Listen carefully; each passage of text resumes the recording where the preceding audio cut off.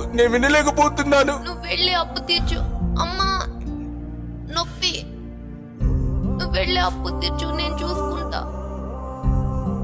అమ్మా నొప్పి. అమ్మా నొప్పి. అమ్మా. దేవుడా, ఈ పంపేస్తే ఆపరేషన్కి డబ్బులుండు. తల్లి బిడ్డకి ఏమైతే నేనేం చేయాలి?